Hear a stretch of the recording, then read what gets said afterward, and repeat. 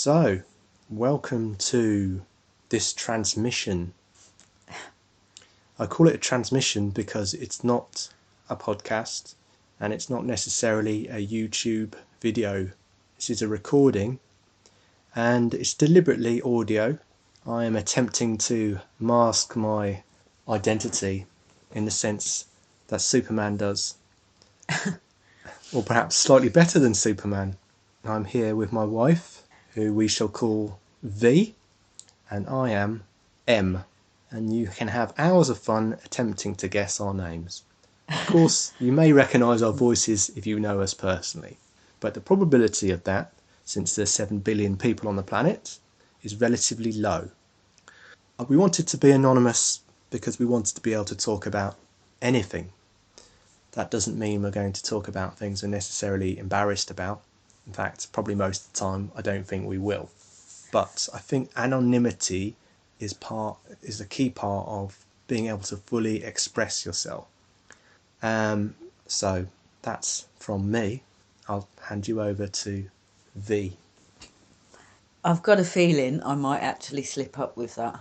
Well, I can edit during that out. our conversations. I can edit that out. So basically, M and I have always sort of not prided ourselves, but enjoyed having deep conversations about all sorts of subject matter. And we both feel very strongly that we'd like to give something to the, as M would call it, group consciousness in a positive way. Neither of us are experts at any of these subjects. Experts is definitely sort of, well, we're just not. We're just basically everyday people with whatever that means, with just our own opinions and that we want to express. And hopefully, well, I don't know about M, but I think maybe it could at least start conversations going. It could at least try and help someone else out. So I'll pass you back to M for a minute and we'll... Anyone can say their opinion. And that's all we have. In fact, even experts in their field, all they have is their opinion. And it might be based off years of study and interaction with other experts in their field. And perhaps if that is the case, you should give them more time. But all anyone is ever doing is stating their opinion. And if you can be honest about and true to yourself about what you think, and true with yourself about what you can think, then I think that is worthy of transmission. And it's not so much that I think I can help people out there. V watches many YouTube videos and is somewhat of a consumer of information. And I think there are lots of people out there who do that, and which is why YouTube is so successful. And people listen to podcasts too. I prefer podcasts, but I don't really have a preference, actually. I do like both. Yes, so what I'm saying is that there are a lot of people out there consuming information. And I think perhaps there are not as many people producing information. And when I say information, I don't mean it as something that is true. It's all opinion. And I think that if we can adjust the balance of people producing information and people consuming it towards more people producing information, then what we can hope to achieve is that a more equal weight is placed on opinion. Because as I said before, I think opinion is all you can really have. And if we can bring more people's opinions into the global domain where other people can listen, then we can expect to see more intelligent behaviour for our species. I think one of the problems these days, although it's becoming less of a problem, is that we have authoritarians dictating what is true and false to us, and many people don't feel like they have the capacity to be able to do that same thing and to basically just say their opinion. and see it on the same level as, say, a newsreader. So what I think we can hope to achieve is the more active cells in the interaction of human beings causing what I call group consciousness. The more active neurons, then the more intelligent the consciousness will become, and therefore the more sensible it will become. Because one of the things that I see as a reflection of culture these days, and by the way, I think that culture is synonymous with group consciousness, is that it tends to not pay enough heed to how people feel, and it doesn't tend to pay enough heed to how the environment is being used, and it's really heading for disaster. So it needs to wake up and smell the coffee. And the way of doing this is if we all express ourselves more, because every expression that people make, every artistic creation that we produce, goes into the group consciousness, and it may not have a big effect, but it goes in somewhere. I actually would like to jump in here and say that I think the reason a lot of people are afraid to speak up and say how they really feel, they are literally afraid. They're fearful. They feel like if they say something that by mainstream standards might seem a bit far out or a bit different or even against the kind of mainstream version of things, that they're somehow going to be penalised for that. And I think fear is a large part of why people don't speak out. I know it certainly has been for me in the past. It's fear, and it's also that I simply didn't feel like I had enough profound or useful information I could tell people, I could say to people. So I just felt like, why would I? Why would I say anything? I know when I listen to certain things and I watch certain things, I can be in complete agreement and think to myself, why didn't I articulate it like that? Or I could have said that myself, but the truth of the matter is I never did, because part of me didn't know how to express it. So, So have you carry on. finished? Yeah. Coming off that, I think that culture presently, or at least in the past, perhaps not so much these days, but in the past has tended to want to centralize truth, the knowledge, because knowledge is power, and we're coming from the age of warlords, and the whole game is power. But now we're really global, and I don't think warlords make much sense anymore. And I can go more into that, but not now. And we're starting to see decentralization of knowledge. In fact, you can get knowledge at your fingertips these days if you're prepared to read and listen. And so therefore everyone has more knowledge. It might not be correct knowledge, but we have more of it. And it's decentralized now. It's becoming more and more decentralized. And I think we're still coming out of this age where there's this idea of there being an elite group of people who have the right to determine what information is true, and their tendency is to attempt to make normal people feel like they can't say anything because they're not educated enough. And I think I have a degree in physics and V doesn't have a degree, and I think perhaps this plays into her opinion of what of her own intellect, but it shouldn't. I actually think I've got quite a good intellect. It's just maybe not as trained and nurtured as M's is. But it's definitely there. I'm definitely capable of, if you, for want of a better phrase, intellectual thought. I can definitely keep up with it if I put my mind to it. And I enjoy it, actually. I know. So, yeah, Yeah. carry on. Well, this is what I think. I think it's the domain of all people. Everyone has the ability to express themselves if they want to, And they should do, and they should be allowed to, and not think to themselves, well, I haven't got anything to say. But I don't think that's due to other people particularly. Or it may be. I've just always felt like that was my low self-confidence. Yes, but that But is created by the fact that you never went to some kind of higher institution of learning, that which is amongst other things. Yeah. actually not. It's just a facet of our society and not anything intrinsic about you. No. It's funny, I was just brought up in a completely different environment to Em, whereby going higher in education wasn't considered to be the be-all and end-all, whereas I feel that in your family it was kind of expected of you, Yes. really, to go. Even if you went to study something that you ultimately didn't use, it didn't matter. It was just that you had to get a degree. And it's a cultural thing as well, I think. Yeah. Definitely.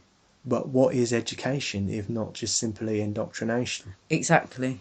That's what I've come to realisation of. You have to be very careful as an educational institution not to indoctrinate, and I don't think most institutions exercise enough care, frankly. But What? how could they? Given the sheer number of people that go through those systems, how could they? I mean, Because the mistake that they make is to, and it's not a mistake at all levels, by the way. I see my own daughters who are young in educational institutions, and they do have a different approach to children, and it is much more type of approach that I'd like to see in older children. I mean, all the way through, basically. And this approach is less, this is how it is, and more, well, let's explore. maybe in some respects that's true. I've got to be honest though, I feel that the school institution that the oldest one goes to is a bit like this is how it is, and there's definitely a hierarchy of, Yes. The new school is more rigid than the yeah, previous school. like they tend to take the obviously brighter students and place them above the others. And I'm against that because I think that every person should be shown their own value and self-worth. And I know that the schools I went to, it was the same sort of thing all the way through. It was definitely a hierarchy. Yeah. And But that added to my low self-esteem, I think, because I was never... it's a vicious cycle. It's like I was bright, but I wasn't the brightest. And that's drummed into you, and you end up... It's kind of a conditioning that's placed on you. And you end up just it being your identity somehow. And I think the only school that wasn't like that for me was the middle school. That was very much more open-minded. But the secondary school especially, that was just completely hierarchy. well, Madness. all these nice ways of educating, if we want to call them that, probably come from the study of how people learn by psychologists and other people. So it's really it's really nice to see some of that information being put back into the system, even though it doesn't seem to impact all parts, and we still have this kind of Victorian hangover. I think it is... I mean, it's definitely improved since we were at school, I think. And it's improved since our parents are at Yeah, school. yeah. So it's going in the right direction, but it's not there yet. There are still things that I pick up on. And obviously our children are young and they haven't been in this system that long, but there are still quite a few things that get under my skin, at this early stage. So only time will tell how that will pan out, I suppose. But there's hope, I think. It's definitely going in the right way. Well, let's call our oldest daughter R1. R1 and R2. Yeah. So R1 is I do philosophy with her every evening. We started to do philosophy, which is just really talking about questions and trying to answer questions, what we think.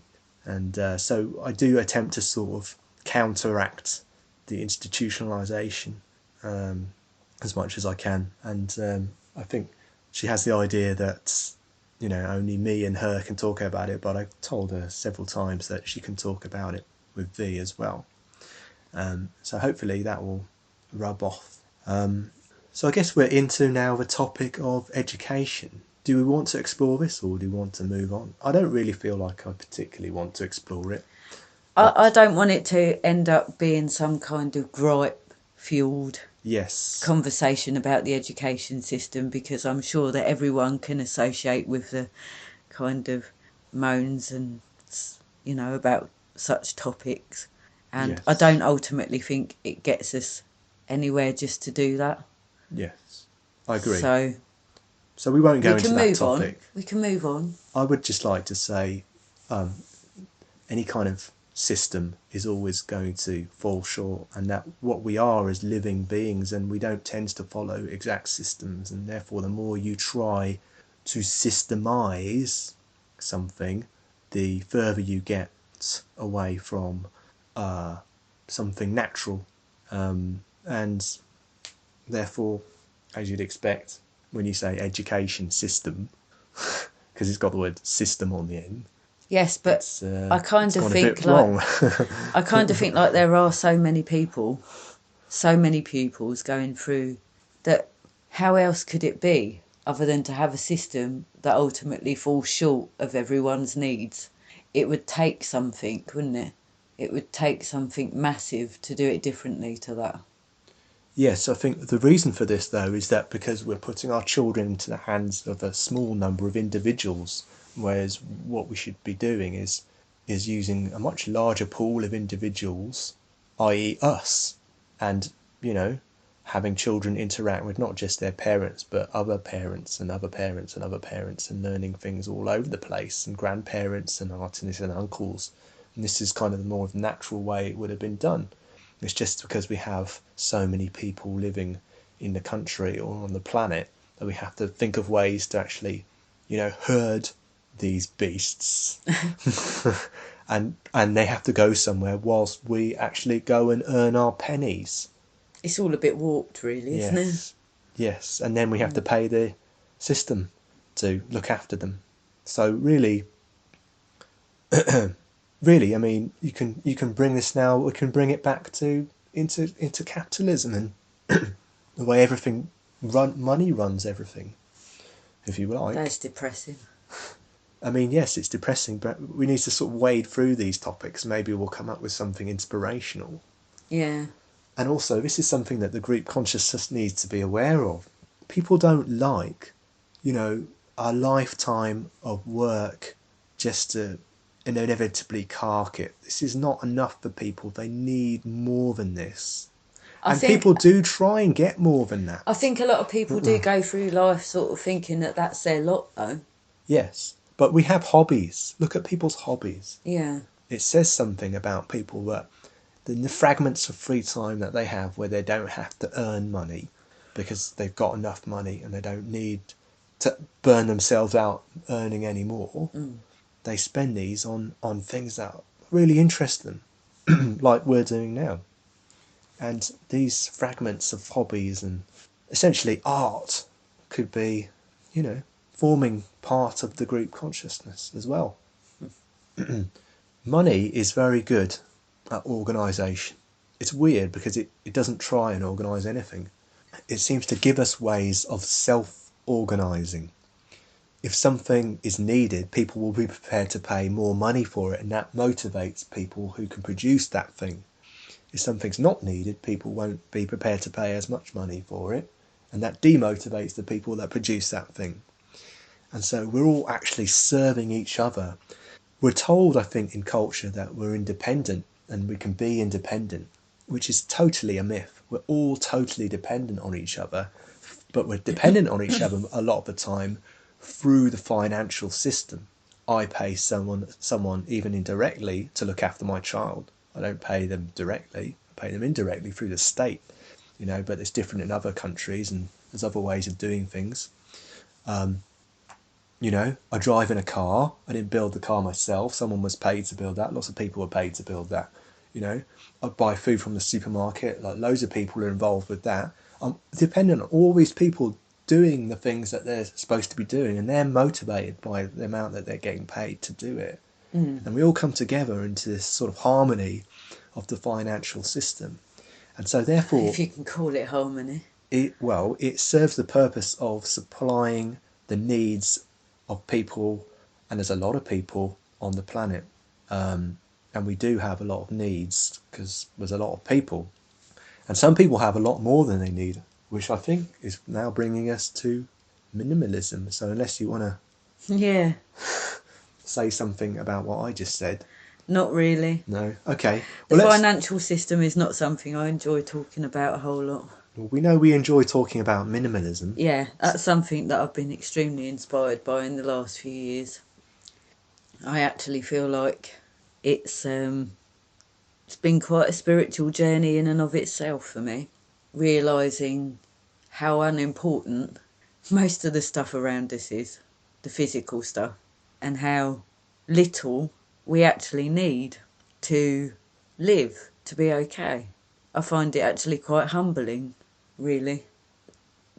But at the same time, I feel like there's an urgency for more people to get on this bandwagon. This is something I would like to advocate, because it's a simple fact that if the whole of the world lived in as much abundance as, say, the Western world seems to, places like Europe and North America, the United States, we just wouldn't be able to sustain it at all. We have too much stuff and we're drowning in it. And also, by getting rid of stuff, or, because it's by no means at the level I'd like it to be just yet, but by getting rid of the, percentage of stuff that we have done already, which I'd probably say is about 40 to 50% of what we had before, roughly. Okay. I don't know if you agree with that. I don't think the figure matters. No, but getting rid of stuff has given me room to think about spiritual development and the stuff I'm really interested in a lot more. And it's made me feel a lot more creative, and I've been saying this to Em recently. What's happened is now I'm looking at majority blank walls in our place of residence. It almost feels like a blank sheet of paper, but instead of just putting stuff up that's sort of been mass produced by, people in a factory, it's got the creative juices flowing a little bit, and I've been coming up with ideas of how I can really make it a statement in self-expression, in our own creativity as well. So it's quite an interesting journey anyway, minimalism.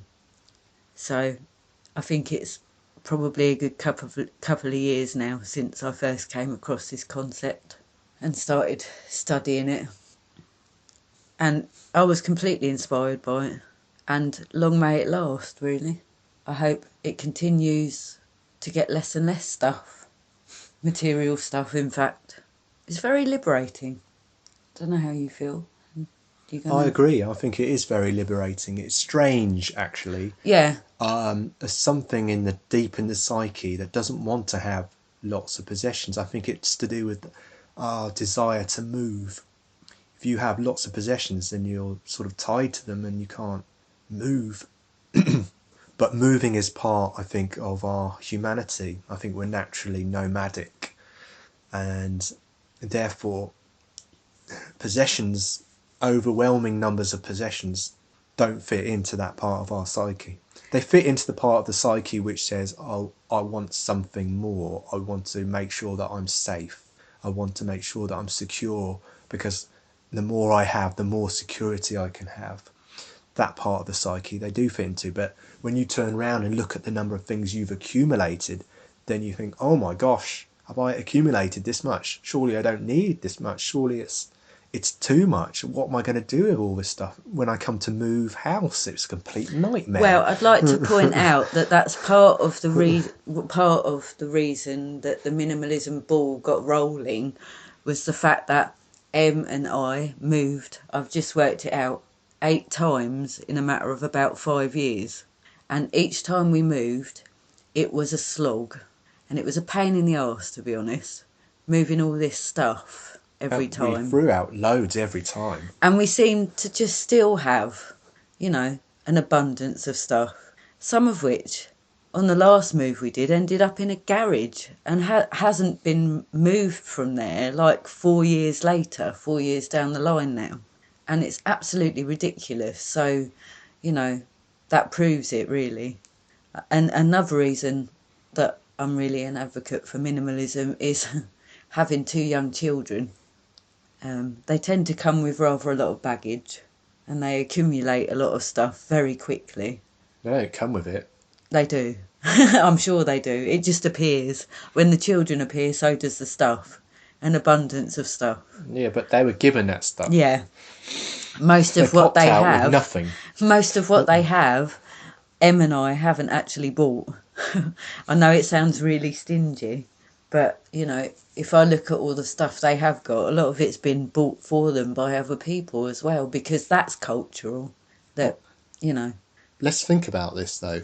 I have an opinion here. My opinion is we give children toys to shut them up. Yeah. Why do we want to shut them up? Because they're trapped inside this building, which they cannot escape, because we live inside cubby holes, And so, therefore, they're right on top of us all the time, and it gets loud inside. If we were outside, it wouldn't be as much noise in our ears, and we'd be more chilled out about it. And I find that when we go out for walks, it's much more relaxed than it is if we stay inside. And there's natural toys out in the environment. Anything's a toy. Anything is a toy to a child. Anything's a toy inside the home environment as well. Trust me, they don't stick to their own toys. Yeah, indeed. They just get kitchen utensils out and pretend to play. That's one of the favourites. Anything in a cupboard that they can access is a toy. And earlier on this evening, it was a bag, actually. A bag? A carrier bag that happened to be laying about. A paper bag. And that was the focal point of their play for about 45 minutes. And I observed it. And I was like, well, bugger me. Why do I get them toys, really? Why does anyone give them toys? Because they're just so imaginative, children. Yes. And we can be that imaginative too as adults. Yeah. It's just that, well, I think if we were that imaginative, culture wouldn't stand much of a chance of surviving. And therefore it sort of tends to sort of scrape that off us over time, bit by bit. I'm a great believer in the fact that culture conditions us to expect certain things, to act certain ways. And if you really sit back and think about it, a lot of it just doesn't seem to make sense anymore. The more you think of it, the more you think, well, And I'm sure I'm not the only one that thinks this. Yeah. I think... But on the initial stages, you were thinking, why are people so stupid? Yeah, but now I don't. I just think that the system itself, I don't know what to make of it anymore. Everyone has this deep side of themselves, and I do it myself. I have this deep side of myself, yet here I am talking to my wife in a room to a machine. Yeah, and most of what I say now, I would probably never say in any other context. And why don't I say this in any other context? Because I think my perception is that if I say what I think all the time, people freak out. And this is true to a certain extent. Well, but they don't freak out because they disagree with you. This is what I'm finding out now. They freak out because you're actually saying it. Something that they've probably thought themselves, it seems. But, not everyone. Everyone's at different points along the path, I suppose. Well, there are many paths. Yeah, there are many different ways of looking at things. But I've been made to feel quite positive recently about... It's really quite strange, and I guess I could get a bit kind of, spiritual about it and say, well, it's almost as if the universe is drawing that towards me, or I'm drawing it towards myself for whatever reason. But it's almost as if... And there's been quite a few occasions lately where people have just started talking about stuff that have made my ears prick up. And it's not necessarily me that's initiating the conversation. And I'm a bit I've been a bit stunned on occasion lately. So I know we're not the only people that think about this stuff. I'm You know. 100% convinced Yeah. that everyone has this depth, and some people do go to their depths but perhaps don't talk about it, like me, and other people have the depths but don't use them, like maybe I was when I was 18, or probably before I was 18, or how I imagined myself developing when I was 18. And this is a development. It's all there for me to explore. I can explore myself and what I think, and talk to people Yeah. and talk about what they think. I just don't know. To me, it seems like perhaps people think there's certain things which you can talk about easily, and then there's other things that we're not really supposed to talk about because, I don't know, maybe we were frightened of disagreeing, maybe we're frightened of, I just don't know, being judged or being judged weird. It's something in the culture, but I can't really put my finger on exactly what it is. I just think it's a group behaviour You know, that is conditioned somehow. it's like an analogy was used by someone who I won't name quite recently, who I'm quite fond of listening to. And they said that, in effect, the human being is worse than a sheep because a sheep would have a sheepdog to control them. What the humans do is sheepdog each other, if that makes sense. Yeah. They police each other. They don't need a sheepdog. They do it. So we feel that, it's definitely, in my opinion, such a lot of fear involved in why people don't express themselves. It takes a certain amount of strength to do that. I think it's fear, but I can't understand why. Well, I can. That's what I'm saying. Because you are being policed by people all over the place. Whatever you do, someone is going to have an opinion on that. And it might not always be a favourable opinion. Oh, right. So That's made me realise something, yeah. So you kind of withdraw from saying Yes. what you want to say Yes. for fear of that kind of opinion being brought upon yourself. You know what it is? It's exactly like the dynamic between us, actually. Sometimes we have a conversation and it gets quite heated, and we're basically just disagreeing with each other's opinion. Yeah, which is fine. That's a fine thing to do. And I think it's only natural. But I don't, you were going to, anyway. I was going to say, that I've come to a realisation recently in my development that, as well as expressing oneself, we should listen to other people's opinions as well. And when I say listen, I just mean just listen. You don't need to respond to something if you disagree with it. You don't need to say, well, I disagree with you and you're wrong because A, B, and C. I mean, how many times has that actually ever worked when you try to tell someone why they're wrong and that they should think something else? It just makes them dig their heels in even more. It's absolutely pointless exercise, yet people do it all the time. And I just think if people are going to express an opinion, you should basically listen, and then once they've finished expressing it, then you don't need to listen anymore. You can stop and you can express your opinion. And so what this does is it allows space for people to be more open and expressive. But I think there's a tendency for, I remember I was talking about reality conflicts. I've often used this term, reality conflicts. I think as people debate what is real and what is not real, and it's a natural human thing, I think, to try and decide what is real and what is not real, because we have to survive, and knowing what's real and knowing But what's there's real is always quite going useful. to be a conflict because we all have a slightly different perception of things. Yes, and this creates what I call a reality conflict. Yeah. And when people have deep conversations, they're much more likely to have reality conflicts. Of course, yeah. If they're not skillful enough to realise when they're having them and then to back off and give a space to the other person. Mm. And I think this is why people tend to choose topics where they're not going to have a reality conflict, i.e. ones that perhaps are by the culture, well-established truths, so-called truths, not really truths, but so-called.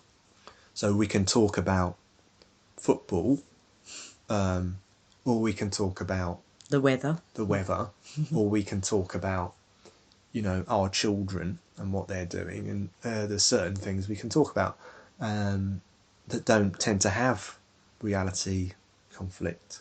I think, yes, there's definitely a skill to stop yourself from getting drawn into that, because sometimes people just say things and it just really gets your goat and you have to correct them, but that doesn't work, and then you're just into an argument. So yeah, I mean, if there's something I'd like to put out there is to people, just you've got to be more aware of yourself and stop yourself from doing it.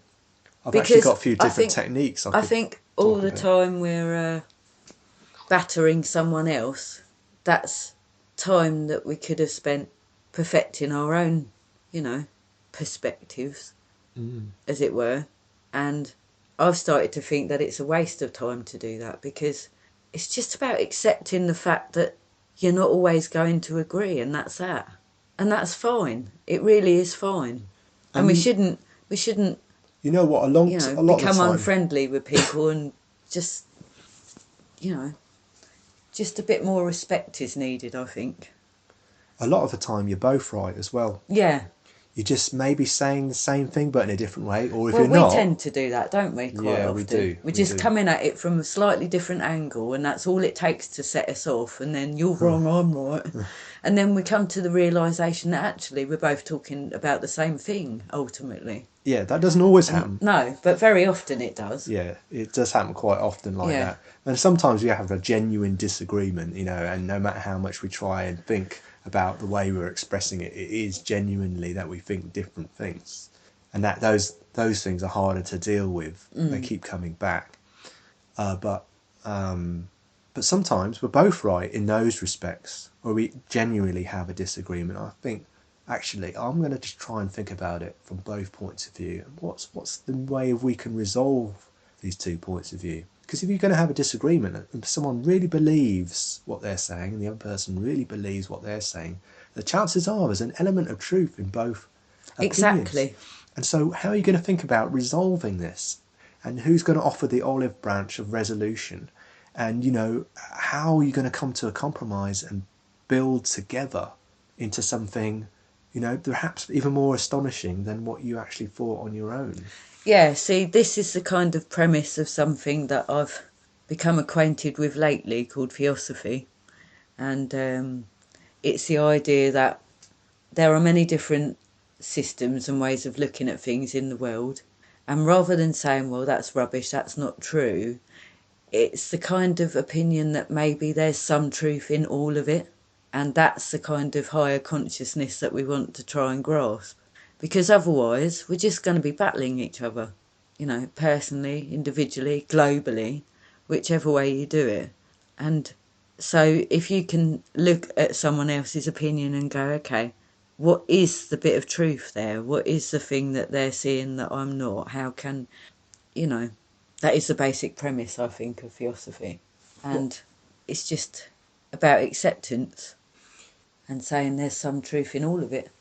Well, the truth is a difficult concept, because truth is kind of the whole problem. I mean, we shouldn't really call truth. It is belief. There is no truth. It's all belief. Truth is out there. Truth is unknown. We can never fully perceive it all, and we can only believe. And we only this is why people, if we all were able to perceive the reality of the universe... No, but what I'm saying is that's what we should aspire to.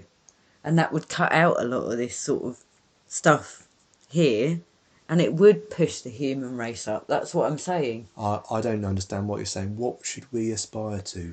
That truth. Which truth? The truth that's inside all of us. The truth that's inside each and every one of us. I mean, a saying that's always fascinated me is something that was written on the Oracle of Delphi in Greece, and it's know thyself, and it's something like, know thyself and you will know the universe.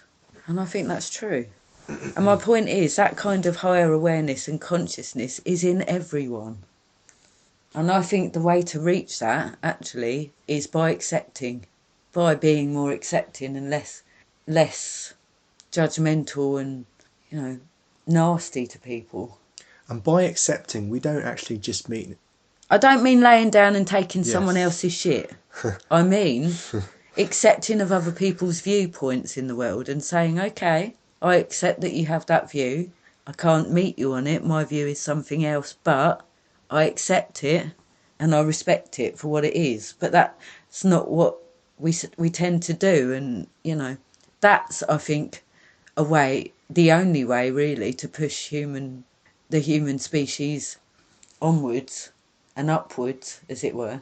It cuts a lot of the pettiness out that's always caught us out in the past. Yeah, Always caught us out as yeah, well. that's true, but I think there's more to it than that. Yeah, obviously, there's a lot more to it than that. What I mean Obviously. is, like, you don't have to say, well, I accept the fact that you have an opinion and I can't meet you on it. You can go further. You can say, well, look, I'm just going to have a little bit of a break from my opinion and I'm just going to try and think about it from your point of view and see if anything occurs to me that I didn't previously know. So you're actually bringing it in a little bit. You're not lying down. Yeah. But Like, the thing is, I think M is right in the kind of concept of giving each other space. So we can take the other person's opinion and go and sit with it, meditate on it, internalise it, and see what we really make of it without just going for the jugular of the other person immediately. You know, because everyone's guilty of that. You know, us two are no different. We tend to do that. But more and more lately, I think we've both become slightly more aware of that, and it's been helpful. So that's something that is ultimately a good point to make to anyone who wants to listen to this ramble, really. this is a genius ramble. Yeah, it's not. It's just two plonkers talking to a phone. But, yeah. Don't listen. No, don't. Yeah, so sometimes people come out with some ludicrous things, though. And in those cases, I think you should just say, I'm going to listen. But then I'm going to feck off. I don't have to listen forever. No. I'm not just going to sit here and just wait for it to end. I might turn it off. But sometimes when people come out with ludicrous things, it could just be pure nonsense. And or it could just be that it's too far out of your comfort zone yes, for you to accept. It might not actually be ludicrous. yes. And they might actually be serious about it. It's just that it's so far removed from you that you'd have a problem with it. So in which case it's probably best to just go away from them for a while. Listen. You know. Listen for long enough to... So as not to strangle them. Yes. I mean, children come out with all sorts of nonsense and we give them time, don't we? Yeah. So. But we kind of accept it from a child because they're a child, and then there's part of your brain that says, well, you know, they are only children. But actually, children are smart. Yeah. A lot of the time. They just are perhaps lacking in what are they knowledge, lacking in? that's all. So are we. Yes, but, you know, exactly. So they work with a different level of knowledge. Their knowledge is, you know, I'm not going to say it's better or worse, but what I am going to say is that we've got a load of things that we know. This brings us back to minimalism, by the way. Minimalism of knowledge. Informational minimalism. So let's come back to that after this short break.